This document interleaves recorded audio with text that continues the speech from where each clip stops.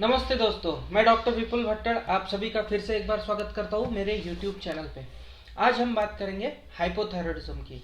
ये वो बीमारी है जो अक्सर हमें महिलाओं में ज़्यादा प्रमाण में देखने को मिलती है, लेकिन ये किसी भी उम्र में किसी को भी हो सकती है। आइए जानते हैं इसके बारे में डिटेल में।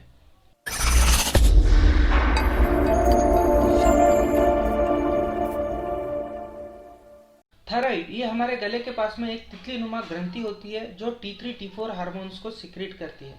अब इसका मेन काम क्या होता है? इसका मेन काम होता है हमारे बॉडी के अंदर हमारे मेटाबॉलिज्म को मेंटेन करना। मेटाबॉलिज्म के साथ ही ये हमारे बॉडी के अंदर हार्ट रेट, बॉडी टेम्परेचर और साथ ही साथ हमारे बॉडी की एनर्जी लेवल को मेंटेन करने का काम करती है। हमारे दिमाग के अंदर ऊपर की तरफ एक पिट्यूटरी ग्रंथि होती है, वहाँ से TSH नाम का एक हार्मोन होता है जो सिक्रीट होता है, जिसका नाम होता है थायराइड स्टिमुलेटिंग हार्मोन। वो थायराइड की ग्रंथि पे काम करता है और वहाँ से फिर हमें T3 T4 का सिक्रेशन देखने को मिलता है। कहीं पे भी अगर इस चेन के अंदर हमें डिस्टर्बेंस देखने को मिला तो अक्सर हमें हाइपोथायराइडिज्म का मैनिफेस्टेशन देखने को मिलता है, जिसमें T3 T4 का सिक्रेशन कम हो जाता है। ऐसे में अगर हम पेशेंट की जांच करेंगे, उसके खून की जांच करेंगे T3 T4 का, तो हमें पता चलेगा TSH का लेवल हमें बढ़ा हुआ देखने को मिलता है और T3 T4 का लेवल हमें घटा हुआ देखने को मिलता है।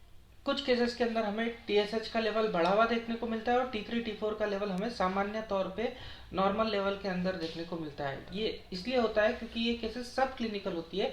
इनमें हाइपोथायराइडिज्म की शुरुआत हो चुकी है, लेकिन क्लिनिकल मैनिफेस्टेशन अभी तक आना बाकी होते हैं। सिम्टम्स की अगर हम बात करें तो हाइपोथायराइडिज्म के अंदर हमें भिन्न भिन्न प्रकार के सिम्टम्स देखने को मिल सकते हैं। सबसे मेन होता है इसमें मोटापा। पेशेंट का खाना कम होता है लेकिन फिर भी उसका वजन बढ़ता चला जाता है, वो मोटा होता चला जाता है। साथ ही साथ उसे दिन भर सुस्त लगता है, काम करने की इच्छा नहीं होती है, उसे ठंड बहुत जल्दी लगती है, बहुत जल्दी पेशेंट के अंदर हमें थकावट देखने को मिलती है, स्किन ड्राई हो जाती है, बालों का झड़ना हमें इसके अंदर देखने को मिलता है। ब्लड प्रेशर और हार्ट रेट की कमी भी हमें इसके अंदर देखने को मिलती है। महिलाओं के अंदर अगर हम देखेंगे तो महिलाओं के अंदर हमें मेंस्ट्रुअल इरेगुलरिटीज हाइपोथायराइडिज्म की वजह से देखने को मिल सकते हैं और बहुत ही ज़्यादा मूड स्विंग्स हमें महिलाओं के अंदर इसकी वजह से देखने को मिल सकते हैं।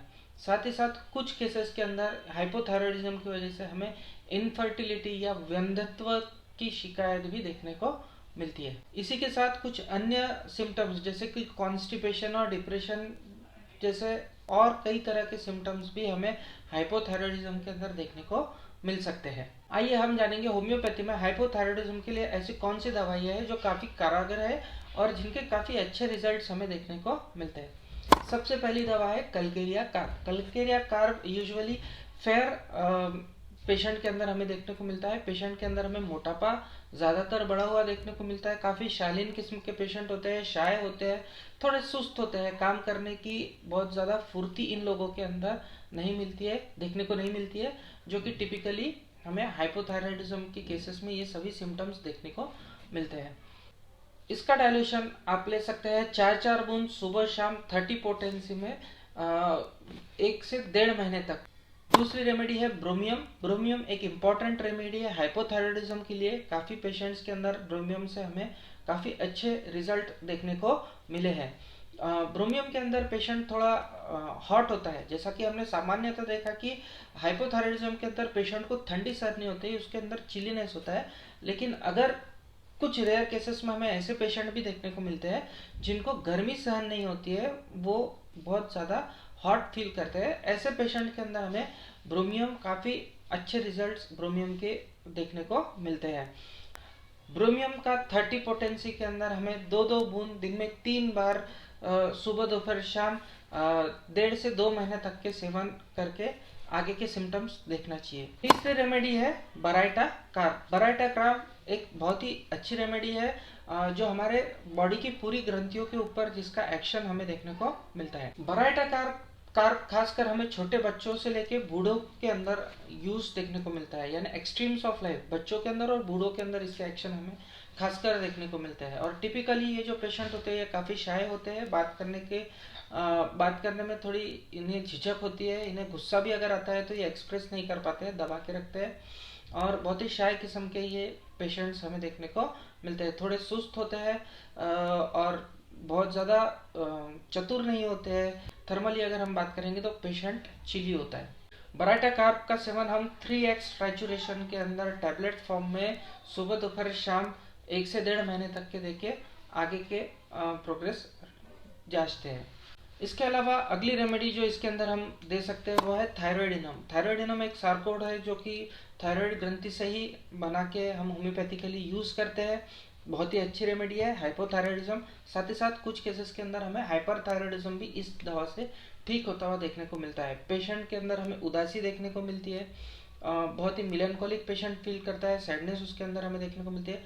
पेशेंट को मीठा खाने की बहुत इच्छा रहती है थायराइडिज्म के अंदर, और साथ ही साथ पेशेंट खड़ा नहीं रह पाता है। जब ये सिम्टम्स हमें हाइपोथायरॉयडिज्म के साथ में देखने को मिलता है तो थायरॉयडिज्म के बारे में हम सोच सकते हैं। थायरॉयडिज्म सार्कोड होने की वजह से हम इसका सेवन थोड़ा जुडिशियसली करते हैं। इन्हें इस दवा को 30 पोटेंसी में हमें 1 हफ्ते तक ही लेना चाहिए, और फिर इसका जो यूज़ है वो डिसकंटिन्यू करके फिर से 1 महीने बाद में फिर से 1 हफ्ते तक के सुबह शाम 4-4 बूंद लेना चाहिए, और फिर 2 महीने के बाद में हमें रिपीट थायराइड प्रोफाइल करानी चाहिए। अगली रेमेडी है पायरोजिनम। पायरोजिनम एक बहुत अच्छी रेमेडी है। ये हमें खासकर उन महिलाओं के अंदर इंडिकेटेड देखने को मिलती है जिनमें हाइपोथायरॉयडिज्म के साथ में हमें हिस्ट्री देखने को मिलती है रिकरेंट अबॉर्शन की।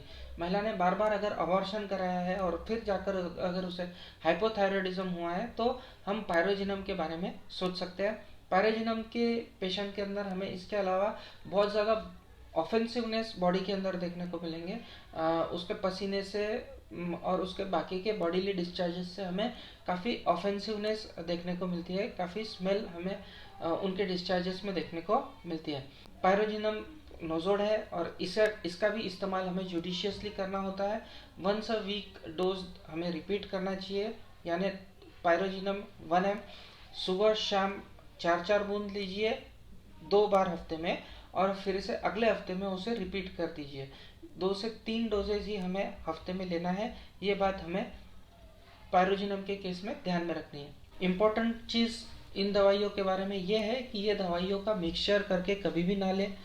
सिर्फ जो इंडिकेटेड सिम्टम्स है वही दवा का सेवन आपने करना है, सभी दवाइयों का मिक्सचर नहीं करना है।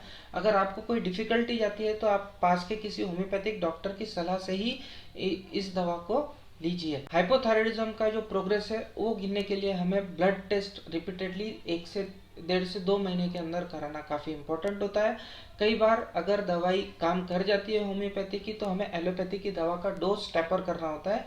यूजुअली ये सब कॉम्प्लिकेटेड चीज़ें होती है जो आपका डॉक्टर बेहतर तरीके से दे सकता है। दोनों का डोज मैच करके आपको देना होता है। ये चीज़ आपका होम्योपैथिक डॉक्टर काफ़ी अच्छी तरह से कर सकता है। इसलिए सलाह यही रहेगी कि ये दवाई आप मन से ना लें, किसी होम्योपैथिक डॉक्टर के गाइडेंस के अंडर ही आप ये दवा लें।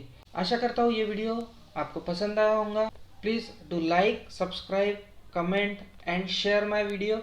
और आपका कोई भी सजेशन होगा वो मुझे कमेंट सेक्शन में आप लिख के भेजिए मेरे वीडियो को, और मुझे लाइक करने के लिए, आपके सपोर्ट के लिए काफ़ी धन्यवाद। इसी तरह का सपोर्ट आगे भी बना रहेगा। इसी आशा के साथ हम मिलेंगे फिर अगले हफ्ते। तब तक के लिए गुड बाय।